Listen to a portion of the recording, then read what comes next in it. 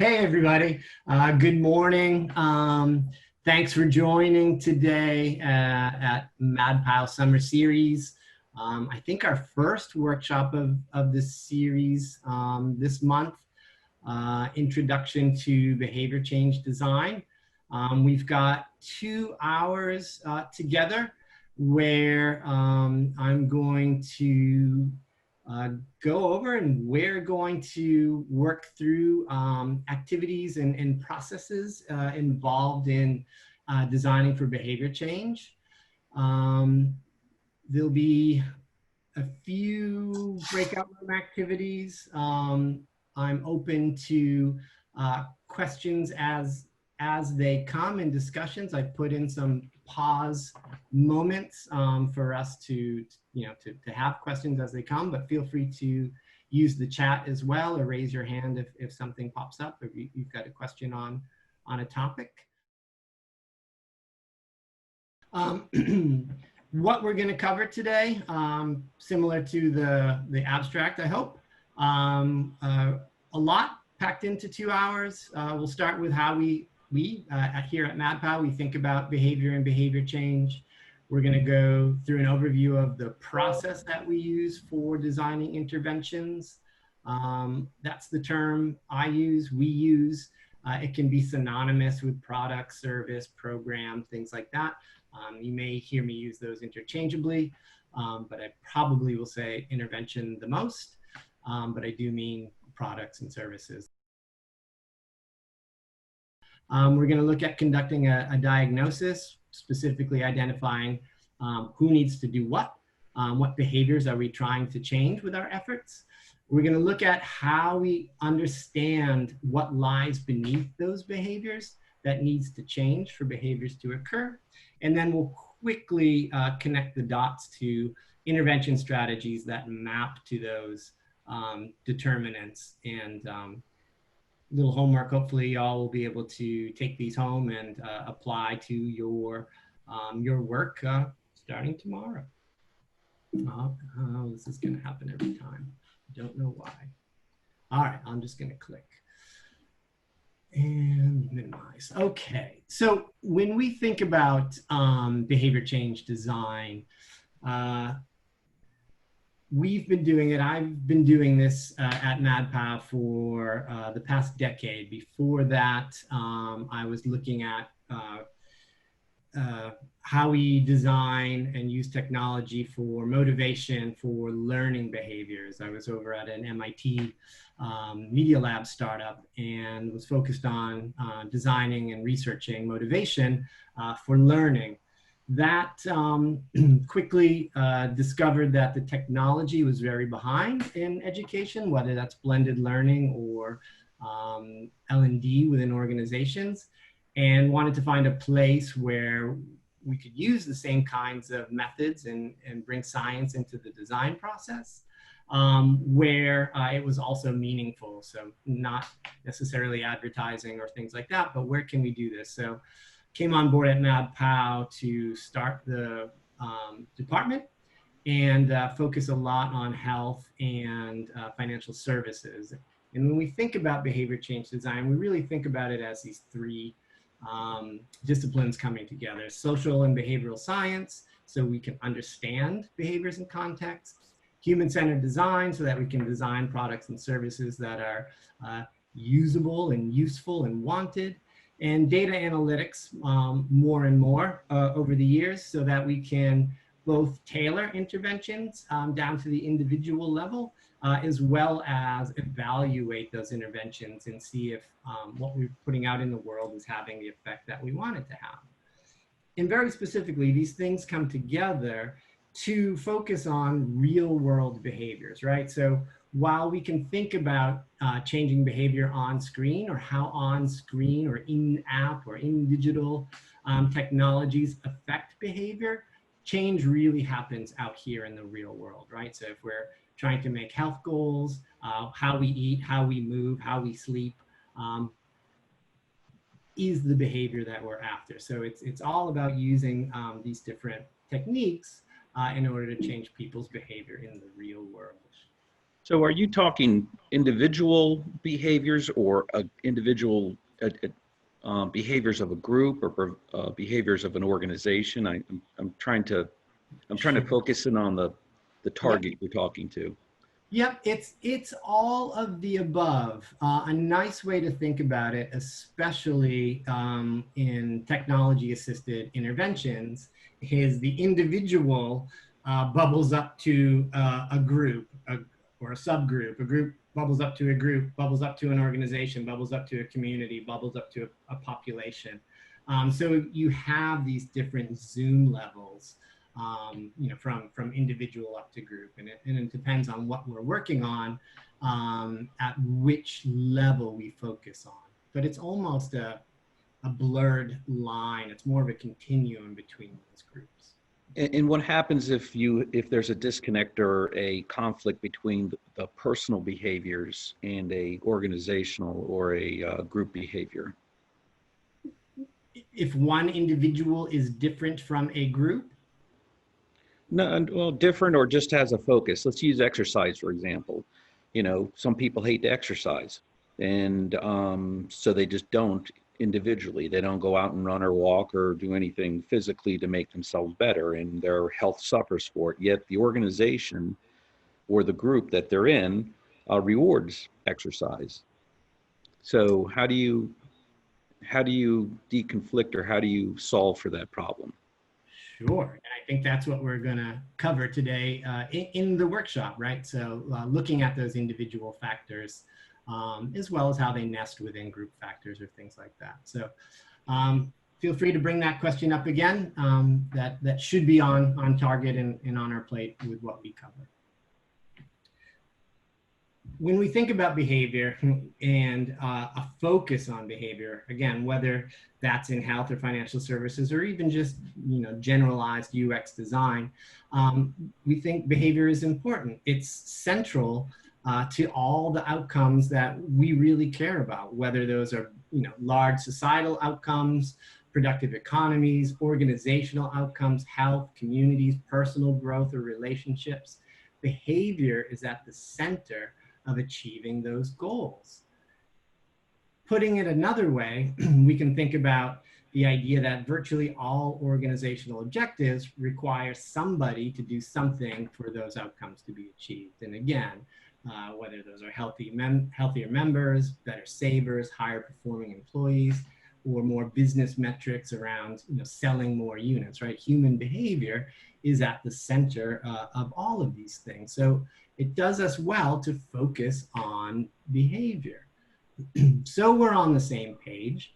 What we mean by behavior, very specifically, is anything a person does in response to internal or external events. Behaviors, right, are what we do with our bodies, are physical events, but they are controlled by our brain, right? And those actions, right, can be observable. We can see them, like juggling, like running, like eating, right? We can take a picture of it, but some behaviors are covert. We might not be able to see them, but it's still a behavior. Things like doing a mental calculation or doing math or thinking. These kinds of behaviors are, inside. Most of the work we do, and probably most of the work you do, focuses on those overt behaviors, things that we can see and measure directly. Sometimes behavior change work focuses on the things inside, but most of what we're after is on these overt behaviors. So let's do a quick poll. If I can do a poll, let's see. All right, so I'm going to launch this poll. Out of all of these 7, which ones of these, whoops, I gave you the answers. Which ones of these are behaviors? Fast fingers.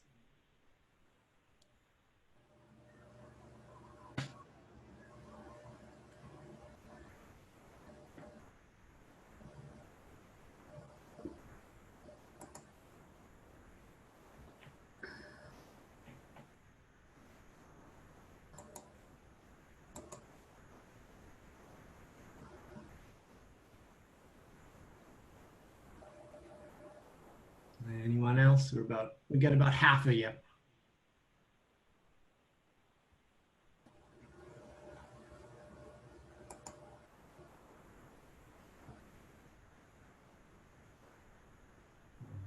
All right, I'm gonna call it in 5, 4, 3, 2, and 1. Are you going to be sharing the slides, Dustin? Yes, the slides will be available to everyone here. All right, so it looks like our biggest winners are walking in the park and recycling your waste, both at about 90 and 80% almost. And I would say yes, absolutely, those are behaviors. The next highest one is taking an antidepressant. Yes, that is a behavior as well. A few of these still got a decent amount of votes, but they wouldn't be behaviors. So if we think about having the confidence to ride your bike to work, the focus there is confidence, right? It is potentially a determinant of riding your bike. If I have confidence, I may be more likely to ride, or if I don't have confidence, I may not be riding. And these are important distinctions because a lot of times when we focus on what we're trying to achieve in interventions, sometimes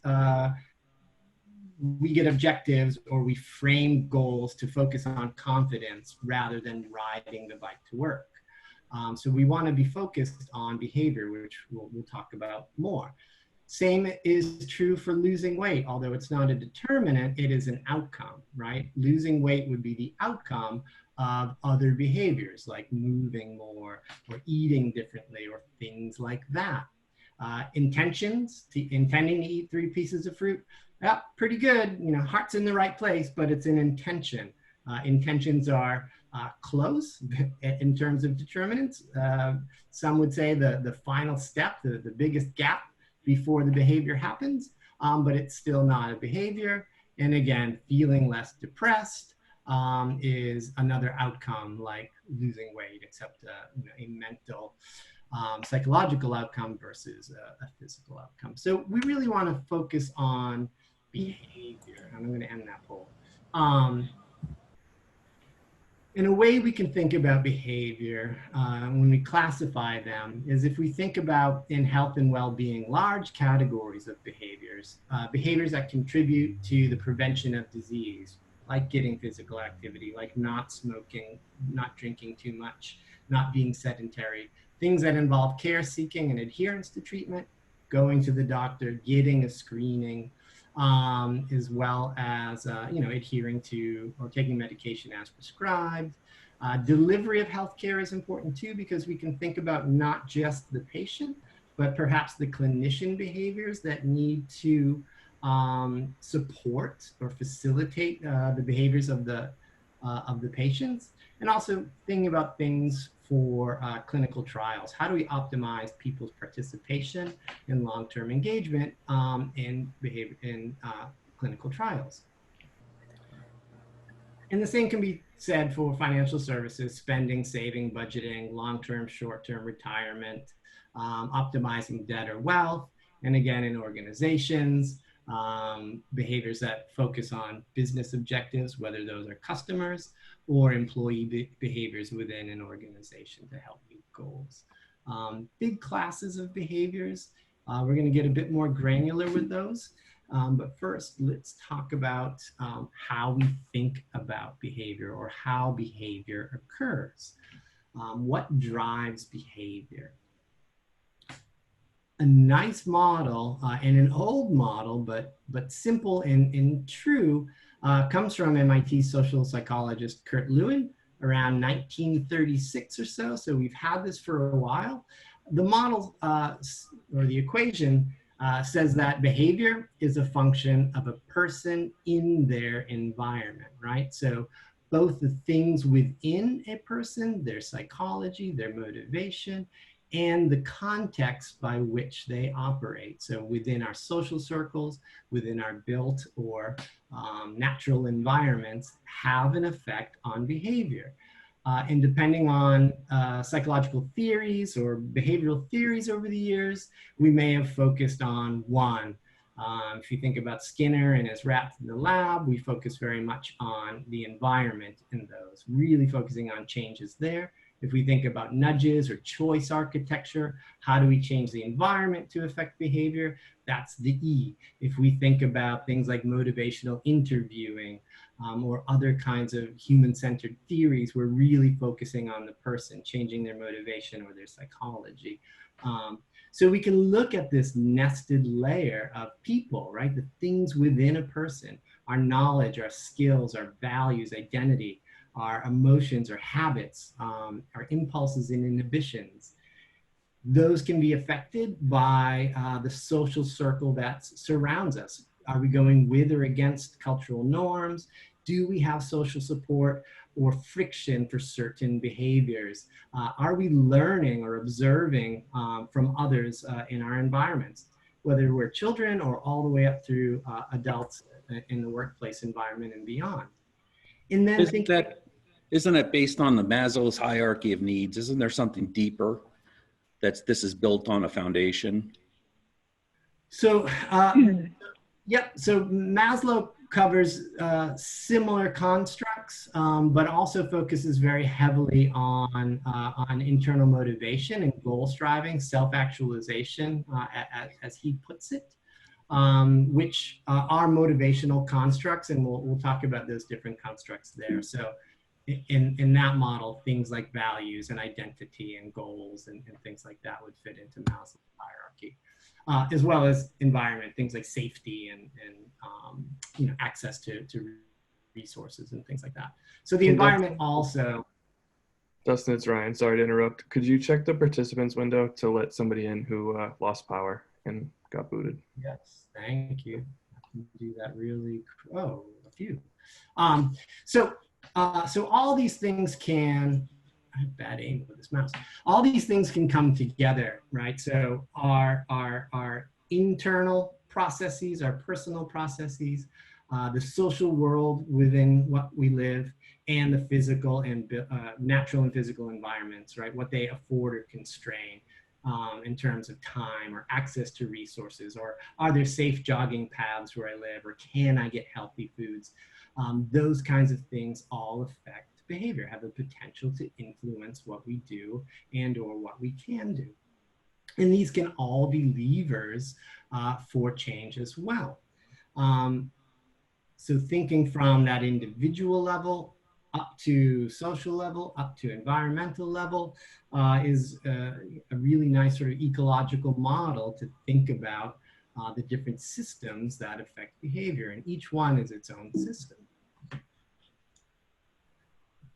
The process by which we look to design interventions to change behavior really goes like this. It starts at the end, focusing on what outcomes do we want to see? What's the impact we want to see in the world? Starting there, starting at the end, and then thinking about how can we measure it? We want to think about measurement because if we don't measure or can't measure, we really don't know if we've had an effect, whether that effect is good or bad or what magnitude. We need to think about measurement and measurement metrics from the beginning of our process. From there, when we've established those outcomes, we want to identify what behaviors are reliably linked to those outcomes. Specifically, I'll say this phrase a lot, who needs to do what, to what extent, in what contexts for those outcomes to occur, right? So really looking at identifying the behavior and the person, individual, group, subgroup, population that needs to do those behaviors, right? Or a variety of behaviors. From there, we want to understand what drives those behaviors, again, at those different levels, within person, between people, or between a person and their environment. What factors promote that behavior, make it more likely to occur, or what things inhibit that behavior, make it less likely to occur. Typical design process after that, we really think about when we know what factors need to shift so that behaviors are more likely to occur. We can then design using behavior change techniques and different kinds of intervention strategies to shift those factors into new patterns. And we can think here about how they should be delivered. So this is all your typical UX design or program design, where we think about whether that's digital or print or face-to-face or a media campaign. What is the intervention and what ingredients are we delivering to change someone's beliefs or values or motivation or things like that, which we'll talk about. And then, of course, we want to know what effect that intervention is having. We really do measure the whole way, but impact and efficacy or optimization is a noble goal as well. And we think about this in two broad sections, really. If we think about that upfront, which is where we'll focus today on research and strategy, and then that second half really focusing on cycles of design, test, learn, and scale.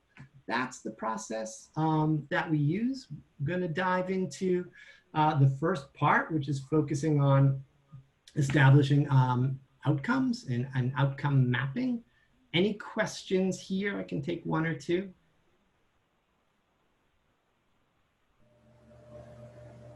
Dustin, it's Ryan again. Check the participant window, please. Yep. Thank you. Yep. So Dustin, I've been taking notes along the way here. And what's the difference between, if you could just talk a little bit about motivation. To me, motivation is probably the biggest impact to changing the behavior. And there are different types of motivation. There certainly are. Yeah, I'm going to get to motivation in a bit. I think it's like the third section. And I will talk all about motivation, and happy to answer questions there. Okay, let's dive into setting up our first activity. I've got quite a chunk of a slide to talk us through, but I think it's a very useful way to set teams and programs and initiatives up with this kind of modeling of an intervention. And I'll make it, I'll isolate parts of it so it's a little bit less busy and distracting. When we think about outcome mapping, and some of you may be familiar with things like theory of change or logic models, or that kind of modeling, which is logical, right? What we're seeking to do is create that throughput, that causal or correlated chain, but hopefully a causal chain, all the way from what your intervention is and does, or right, to solve a problem, to the behaviors, to the outcomes, right? And we can think about outcomes simply as, one box, or we can get a bit more granular in thinking about long-term impacts, things that are very lagging indicators, things that are very slow to change, population levels of diabetes versus more medium-term outcomes, which might be improved A1C for a group or a small population versus short-term outcomes, which is continuous monitoring or dietary or physical activity changes, things like that. And you can apply that sort of long-term, mid-term, short-term to all kinds of domains, health, beyond healthcare, financial services, things like that. So there's a lot to unpack within these kinds of models. And I'll take you through working with this, but it's not quite a canvas, although maybe someday I should turn it into a canvas, as they're quite popular. But we want to think about, for any given problem or opportunity space that we're working on, what are the outcomes we're focused on, like I mentioned earlier? What are the behaviors? What underlies those behaviors? How do we address those determinants? And then we can think about things like engagement with digital service, with digital applications, adoption metrics, usage metrics, who's using what to what extent, and does that make a difference in terms of the outcomes? So I'll take you through step by step on how to work through this. Our activity is going to focus on a small portion of it. We're going to focus on mostly outcomes, but the whole model is here for you to use and explore on your own after the workshop. But step by step, we want to start here. We want to start with the problem opportunity square. Very simply, understanding, what is the problem we're trying to solve, right? Is it one of chronic illness? Is it a behavior already defined as a behavioral problem, like decreasing sedentary behavior? Or is it a bigger problem where we say things like improving hypertension in a population through more physical activity? Or are we really exploring new opportunities as well? So we can think about it both in terms of problems to solve or opportunities to explore, right? Very design-centric, both sides of the coin. We really want to understand, or at least test some assumptions about who our target audience is. We may know, we may have done a lot of research and we have that built up. That's great. I'm considering that we're starting really on square one here. So we can start with defining who that target audience is and what our assumptions are about them. Those assumptions, again, would be vetted through different kinds of research to understand the populations that we're working with. So you bring to the table what you have. When we've defined those things, really think about the outcome, right? That first step in the chain is focusing on what is the measurable long-term impact we want to achieve. And we can think big and we can think broad here, right? But our focus is on impact and ways in which we can measure it. And I'll talk to you about that too.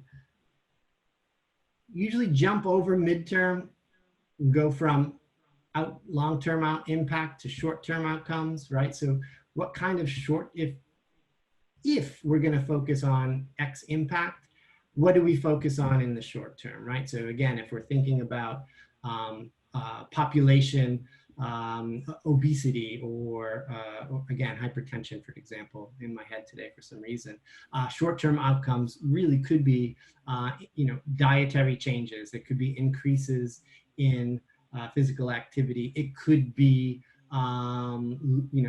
lowering from one level to another level in hypertensive risk that would then continue to decline as we go into medium term. So from long term to short term, and then medium term, really the framing is about if we achieve short-term measures, what would we want to see or expect would come next, right? And this can take a bit of work and a bit of practice to get through these kinds of outcome measures. But it allows us to focus on being on the same page for what we're trying to achieve and set us up for being able to measure and make claims whether or not our intervention, our products and services are having those effects. We'll dive into behavior in a little bit, but again, which behaviors, who needs to do what for those outcomes to occur? What functions, if you have an intervention already, you can think about what does it do in terms of its features, its content, its behavior change techniques that change either determinants like motivation, like skills, like knowledge, like social support, or the behaviors that we're focused on. So what does our intervention do? We also want to think a little bit about when, where, and how people use the product. How does that fit within a person's daily life or context? Or are they using it less frequently than daily? So whatever that cadence of usage is, how does it fit within a person's life? How long do they use it for? Particularly in digital, we can think about measuring engagement metrics. We might want to look at downloads or adoption or sign up, usage on a whole, or usage of specific tools or content that's read, or other important digital metrics that are important to your organization. It's also useful to think about the risks right up front, right? Really thinking about what might prevent someone from using your intervention, and also what might prevent someone from achieving the desired health outcomes. That's not only to be able to design something to, lessen the potential risk of not achieving outcomes, but it also helps you be more realistic potentially with the outcomes that you choose. The beauty about behavior change and focusing on behavior is that can be a really solid metric to focus on if people are doing the behaviors to the engagement patterns that are prescribed, right? That helps to offset the differences, particularly in healthcare, in people's biology, right? If we're focusing on changing a biometric, or we're trying to change weight or BMI, two people could do the exact same behaviors and we may lose, weight at different rates, or any kind of biometric, whether that's glucose or hypertension or whatever those things are. Focusing on the beneficial behaviors, those target behaviors, helps to offset those kinds of variability within individuals and their physiology. And finally, if you are going to focus on measuring outcomes and doing evaluations, it's also useful to know where you start. What is our current state metric for the outcomes we care about, for the behaviors, and for those determinants as well. So this whole model really becomes a blueprint for the intervention at its whole. And we can focus on this, again, at the beginning of a new project, a brand new project, or we can use this kind of framework to explore, interventions at all levels of maturity and existence.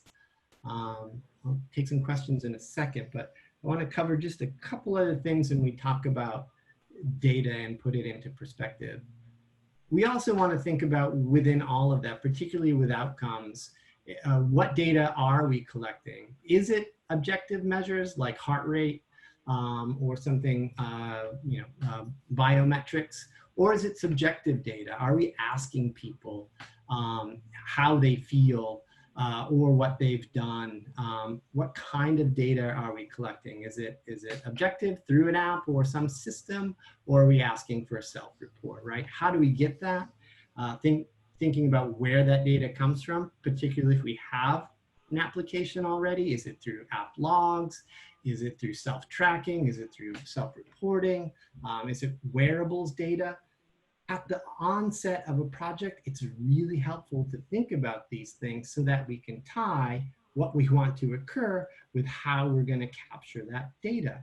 And we can also think about the frequency we might get that data, right? Are we measuring things at day 0 for a baseline?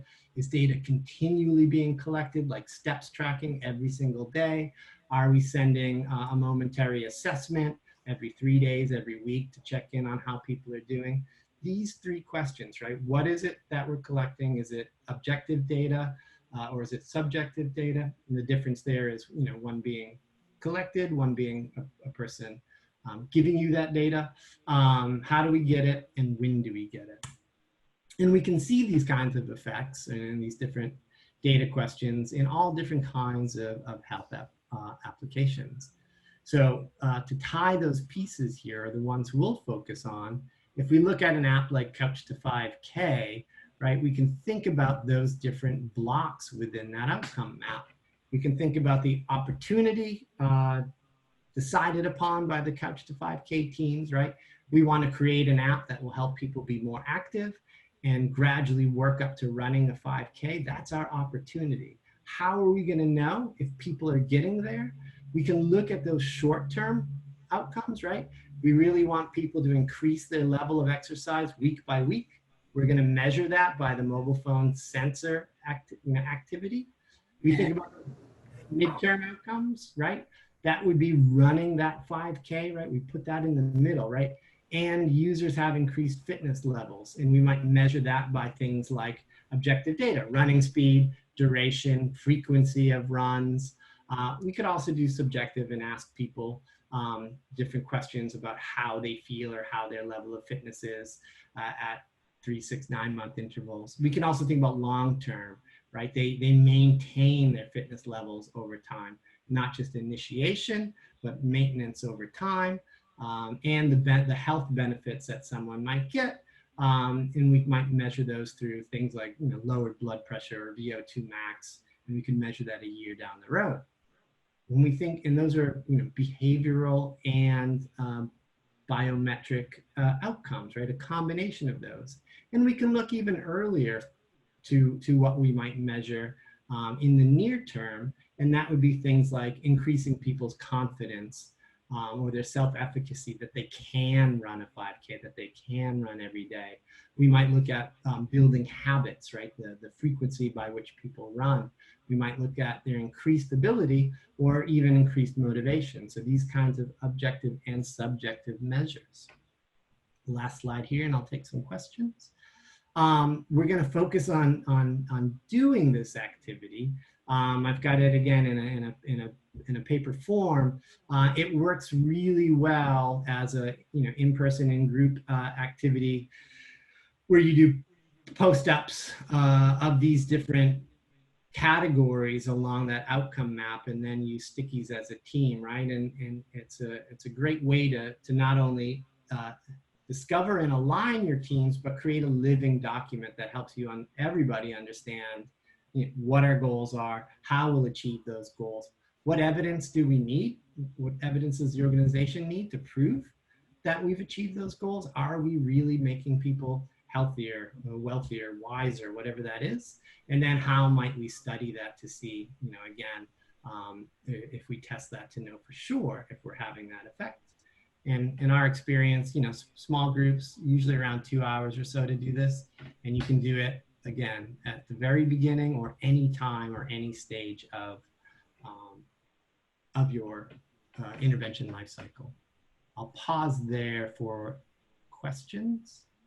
Have you found a good way to do that virtually, since we're not in Post-it note land these days? Yeah, you can set up things like collaboration tools like mural boards or mural and or Miro. And you can use those kinds of boards collaboratively. I think they still work best with smaller teams.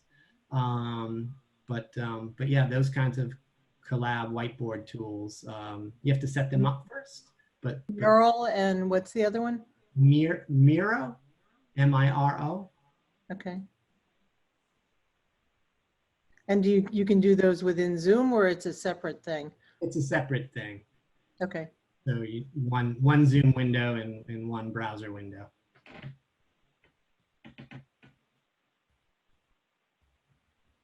All right. Let's give it a try. I'm gonna send folks into breakout rooms to work on this. We're gonna start on, so the form looks a little different, just to make it easy for working collaboratively at home. We're gonna focus on figuring out within your group, pick a problem or opportunity space you'd like to address. It could be healthcare, it could be financial services, it could be organizational, could be something you're really working on if you negotiate with the other folks in your room. But find a problem or opportunity space. Then work on defining specific and measurable long-term impact, midterm and short-term outcomes, right? How do you take that big specific goal and chunk it down into more proximal goals, smaller proximal goals? Focus on who your target audience is as well. And then think too, not only on what those outcomes might be, and you're gonna stick with these outcomes and these goals for the rest of the activity. So hopefully you'll find something that gels with you. also think about how and what and when you might collect that data. And again, know that one, this can take practice. Two, at this stage, you know, we're inventing things a bit here today, but you may even be inventing things a bit or reaching or using judgment in a workshop. They are living documents, right? They do change. So don't worry about getting it too perfect here today. We're going to use it for discussion. Sound good?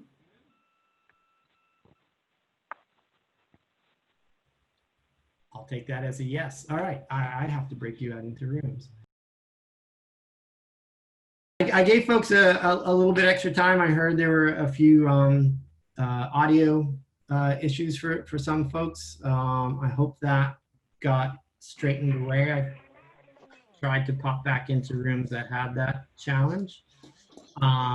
Hit us up on chat if there are still some challenges there, and we'll see what we can do. Okay, so that probably felt very fast to get through that, or did that feel relaxed to anybody? No, no. No. Did you manage to get through a good amount, a fair amount? Was that really difficult? Was it expectedly It wasn't difficult? a lot of time, but we were able to hit each of the points. Maybe not as thoroughly as we could have with more time. Yep. What we All found, right. or Go what I ahead. discovered on our intervention or our goal was it actually has it's a two-bladed solution, and I was responding to Carnetta as you dropped me out of the room. So we're doing a diabetic thing, and Kathy will report on it. There's a motivation factor from the patient side or the client side that they have to be motivated to get into the program, and then and that is fought with socioeconomic considerations with that, right? And then the other side is the provider side that wants to help and how best to help them. Awesome. Okay, that's great. I like that you've got the sort of dyad going on. We're going to talk about that next. Actually, it's really it's common to focus on both, or certainly to think about the different potential actors that are attached to behaviors we're looking to change, whether those are, again, patient, clinician, or some combination. All right, so that process, there's a lot more there, but that's a tool that you can dig into and align and refine around. But it's again a nice place to start. When we think about what we want to change, right? If we are designing behavior change interventions, then our focus is really on those key behaviors, right? Target behaviors.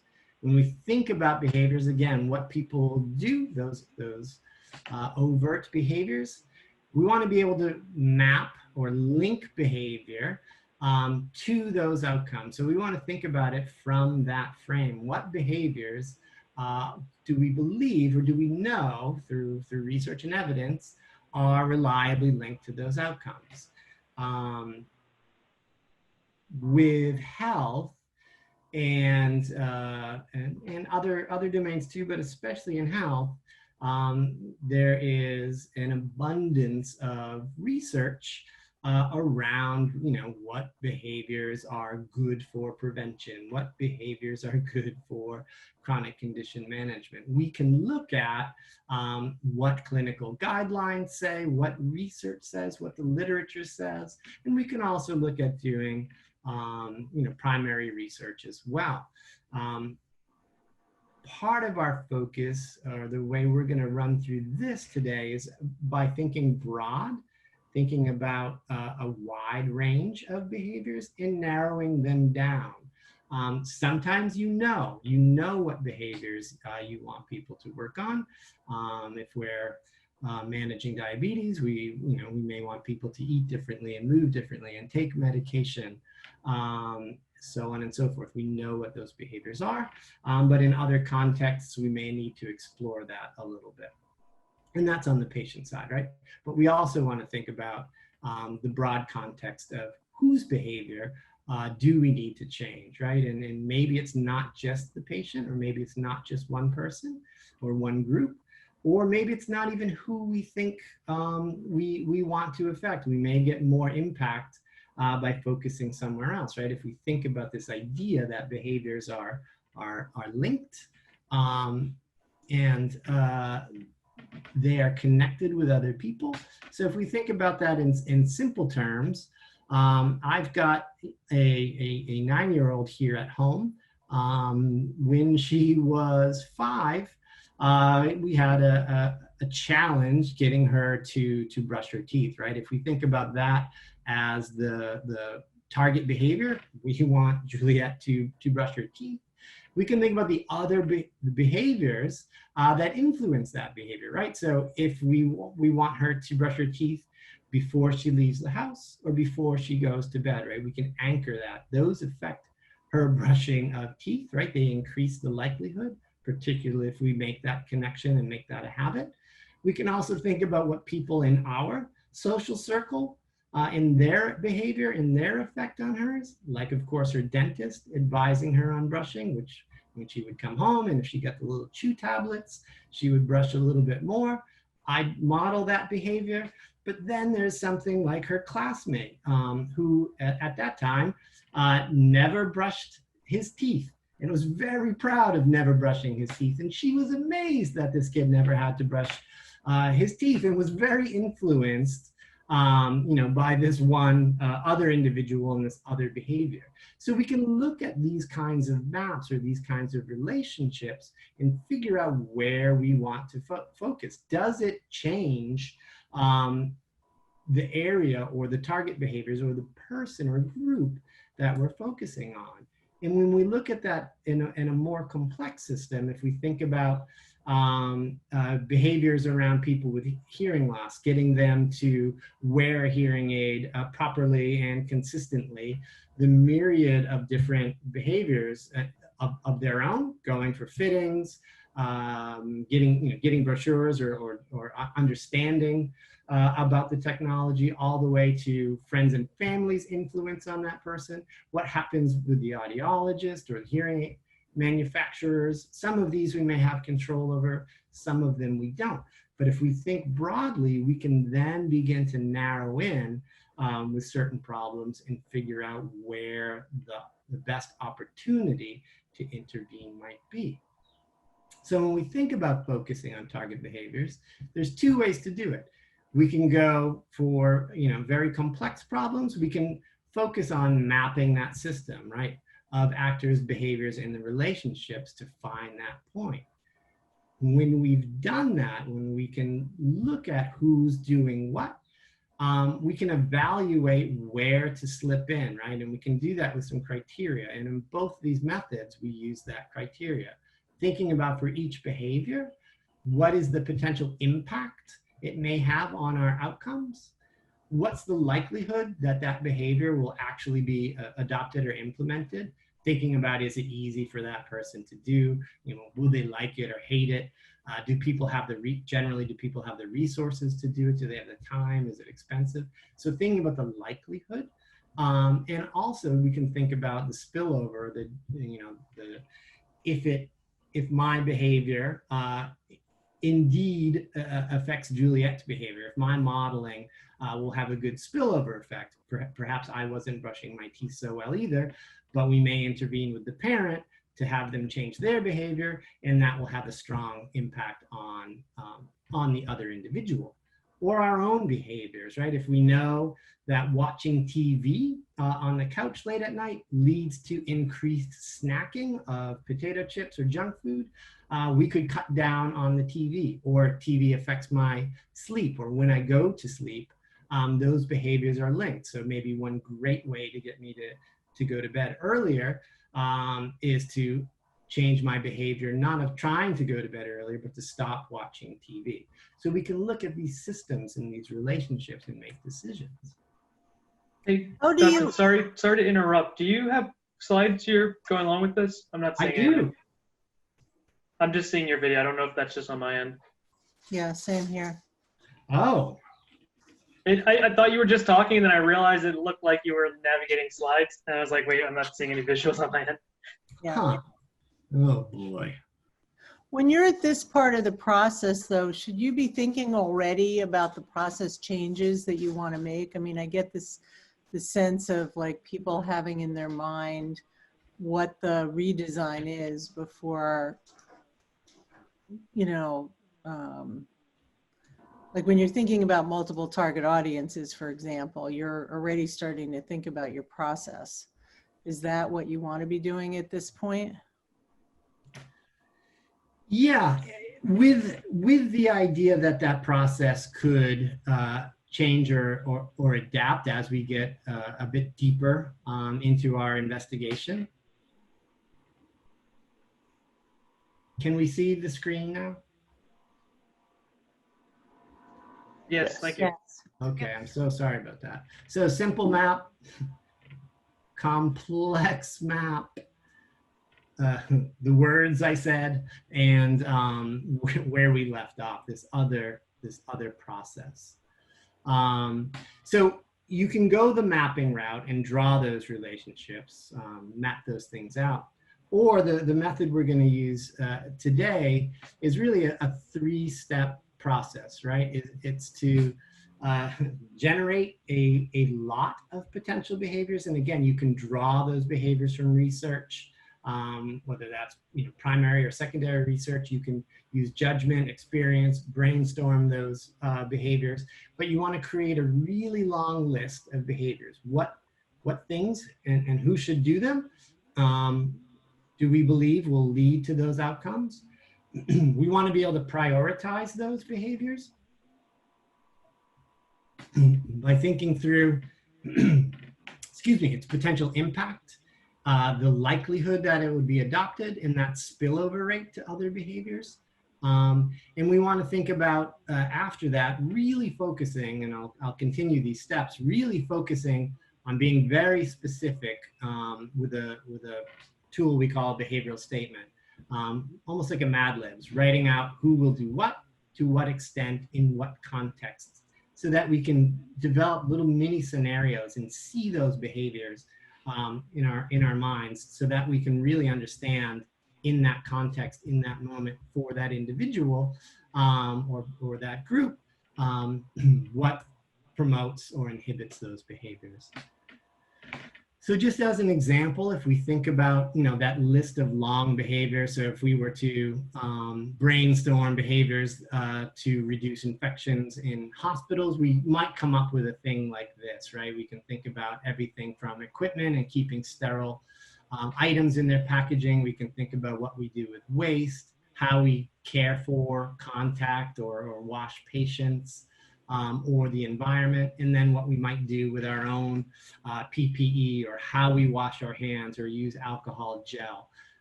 We can even think here in this list that was generated, things like providing paper towels or providing soap, right? That might make it onto a list in a brainstorming activity, which is why it's important to rate the behaviors against criteria, right? While those are important, if no one provides X, Y, and Z, it may not have the highest impact, right? The hand washing and PPE may have a higher impact, but getting those on the table to generate that long list and then narrow it, we could look something like this. So if we use a scale from 0 to 3, and we take a few of those behaviors, sorry,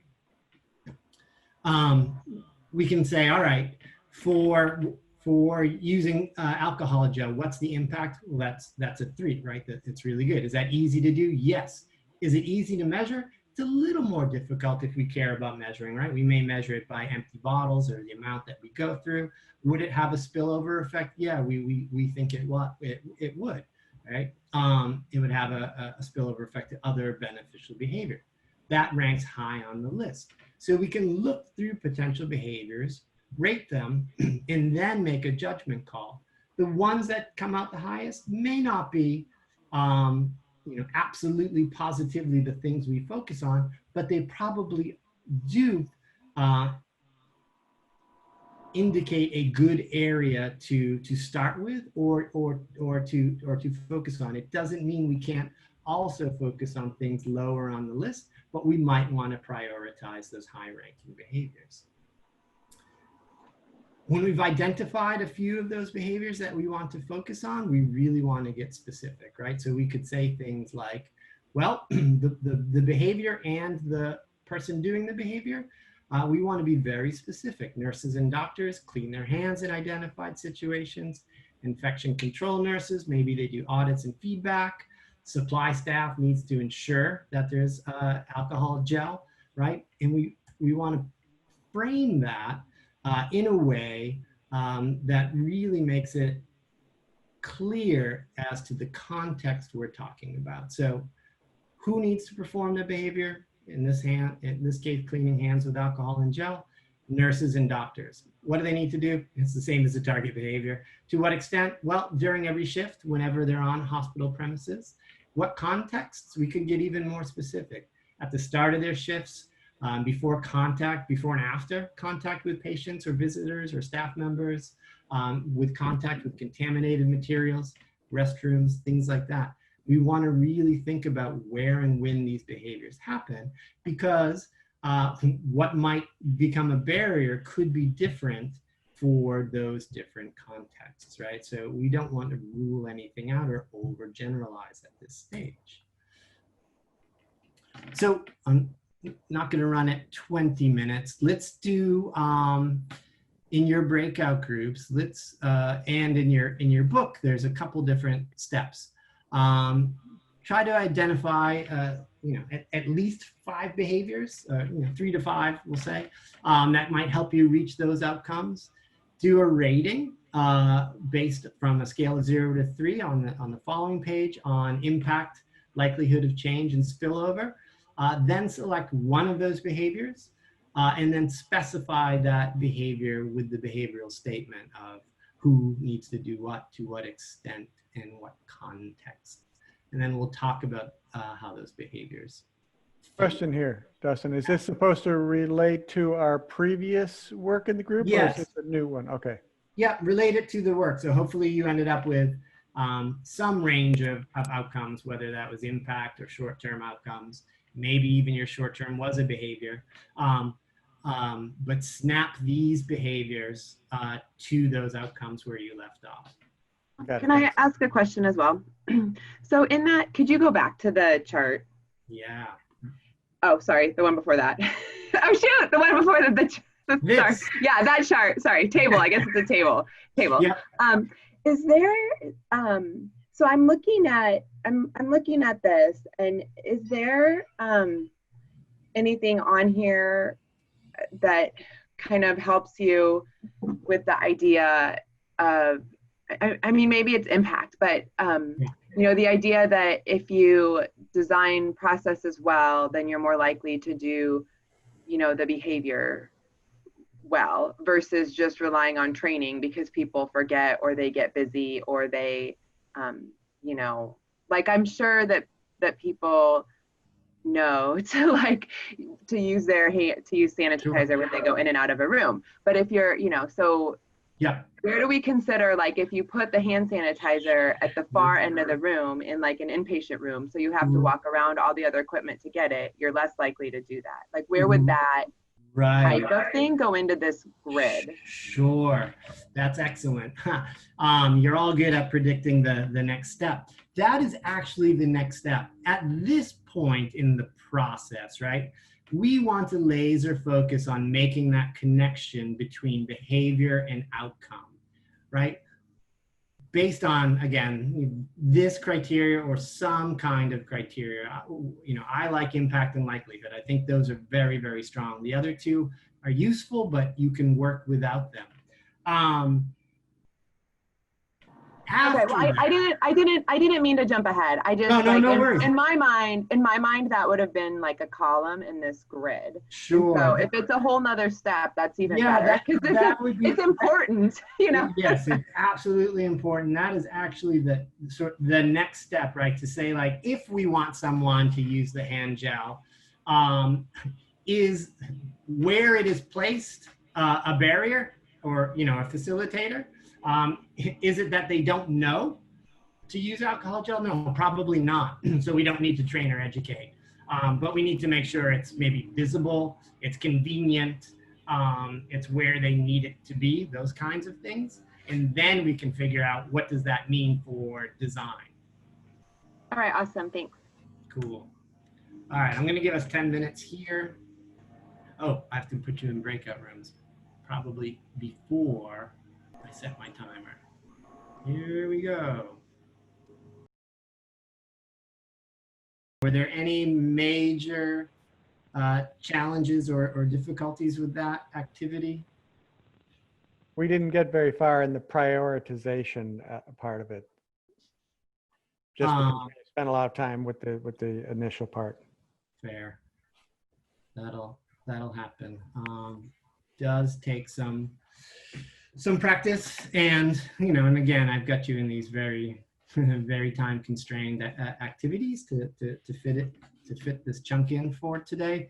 You know, in practice, you know, giving yourself a lot more time in workshops or individual work. You know, we're a bit rapid fire here today. What I observed in the rooms that I visited is great.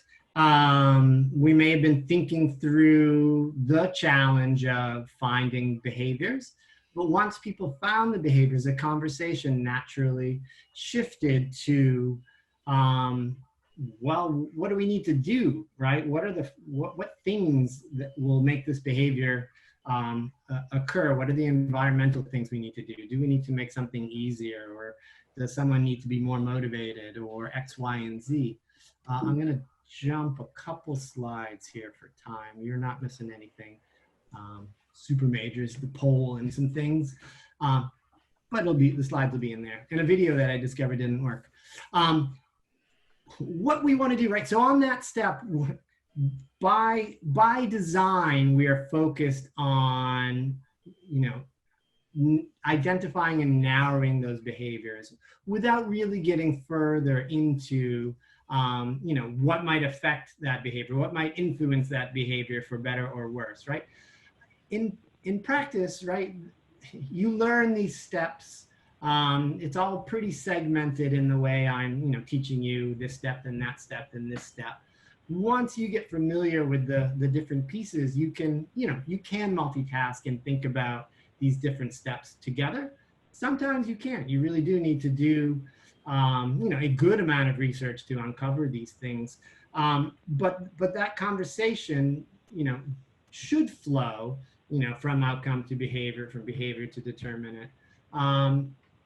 You know, whether those are time-boxed conversations or stepwise conversations is all up to how you work and how you use these tools and these methods. But free-flowing is good. The step that I think is really interesting and I think really powerful is this step of looking at, well, what will it take, right? What will it take to for someone to do behavior X, behavior Y, behavior Z, right? What do we need in order for that behavior to occur? And the model that we use based off of a condensed version of all kinds of behavioral, psychological, organizational psych theories, right? Researchers from University College London looked across 119 different theories and pulled out all the constructs, right? A construct is something like beliefs or values, and that belongs to theory A. But theory B calls beliefs expectations or attitudes. So they went through and shored up the language into, you know, what terms or constructs were across multiple theories from multiple disciplines. How do we make those consistent terms? And you know, where do they fit and how do they affect behavior, right? Which things affect behavior more than others? It's a really powerful model and it's really simple too. So if we focus on behavior, right? Anything a person does in response to internal, external events. The model or the theory says in order for any behavior by any person to occur at any moment, that person needs to have sufficient capability, and that's both psychological capability as well as physical capability to enact that behavior. We need to have the motivation, the reflective and automatic motivation. That's very jargony. Reflective means things we can think about, like our thoughts or planned goals or intentions, versus automatic, which could be emotional reactions, impulses, inhibitions, habits, things that are a bit under the surface.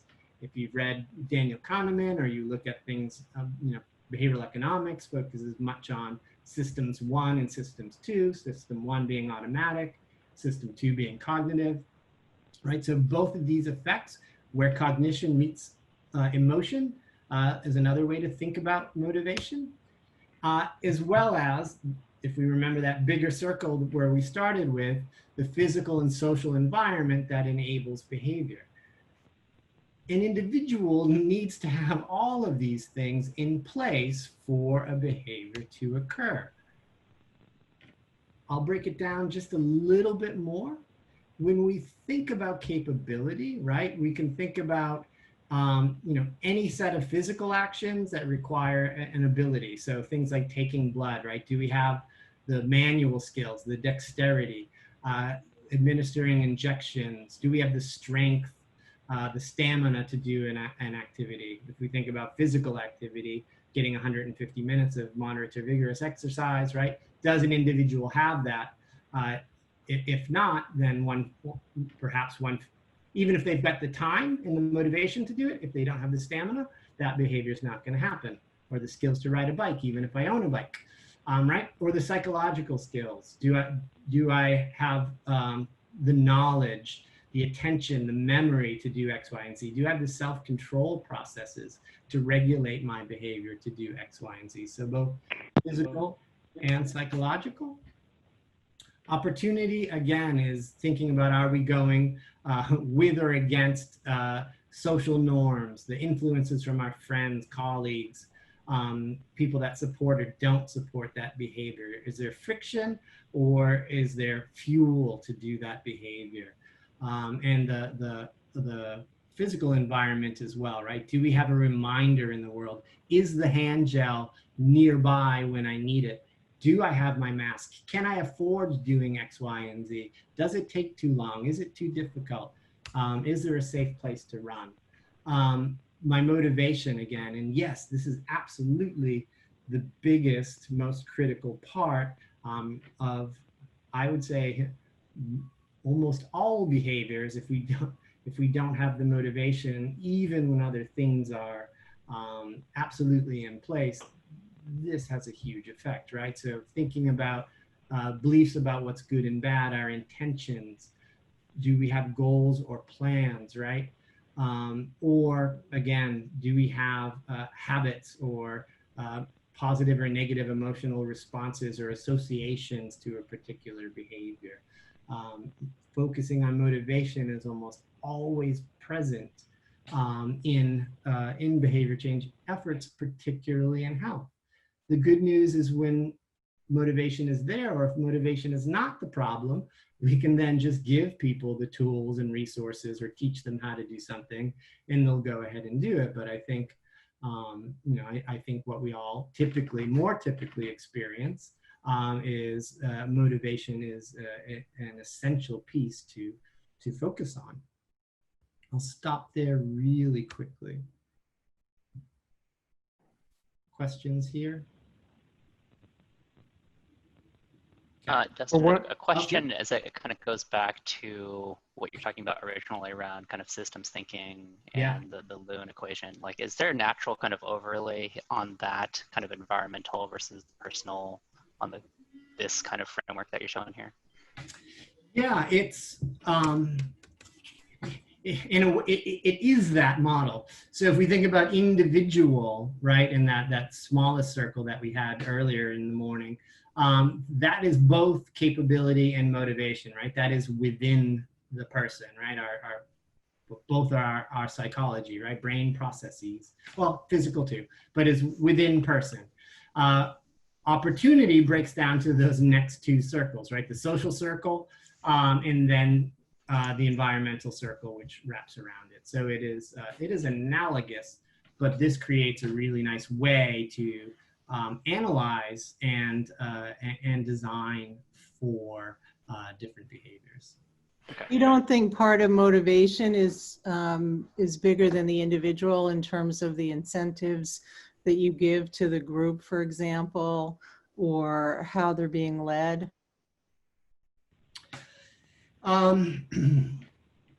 Not necessarily bigger than the individual. So an incentive is maybe interpreted differently by different people, right? If we think about external rewards, they may be more or less important to an individual, right? One group or one person may take up a 10,000 step a day challenge because if I do it for 30 days, I get $100 gift cards. Other people may not be motivated by that at all, or would quickly drop off because it is less motivating or less important. I may be more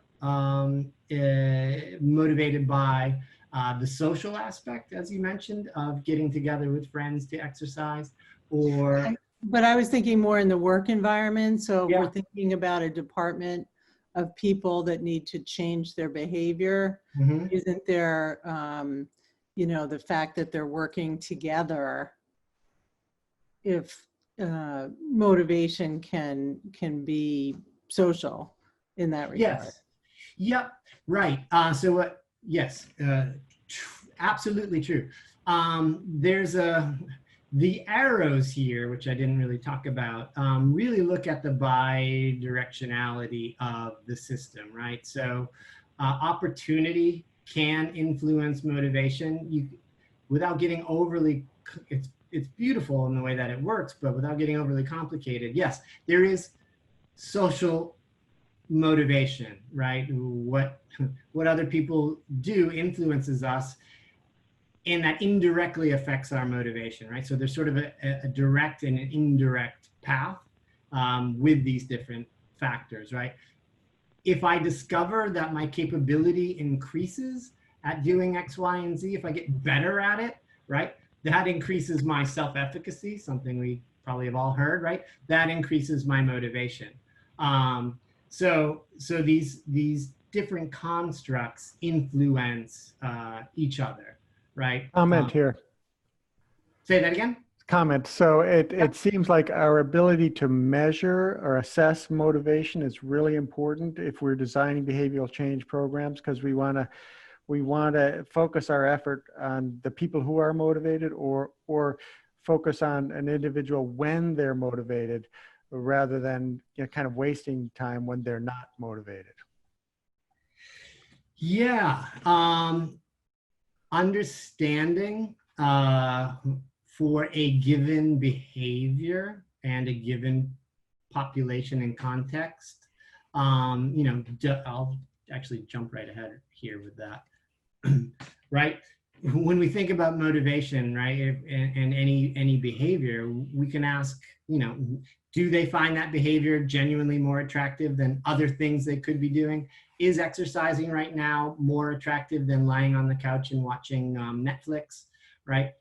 Is that behavior a part of my routine where I don't even have to think about it? I know when I wake up after I put on the coffee, I go for a quick run. Are there incentives to perform that behavior, whatever those are, whether those are material rewards or more intrinsic rewards, values that I get out of it, satisfaction, enjoyment. Am I confident? Do I believe I can do the behavior, and or do I believe that that behavior will produce a beneficial outcome, right? And we can ask these kinds of questions. I think I've got like three pages of questions in that handout for you all that you can use. Surveys, interviews, again, judgment if you're in early stages of design. You know, what do we think? Again, I always recommend actually doing real research with the people, you know, who will benefit, or the people who will influence the people that will benefit from your interventions. But looking at these kinds of questions to understand, you know, to get the answers, right? If we find that, you know what, yeah, I do find it more attractive. It is part of my routine, more or less. I find it rewarding, and I know I can do it, but the behavior still isn't happening. It's probably not a motivational issue.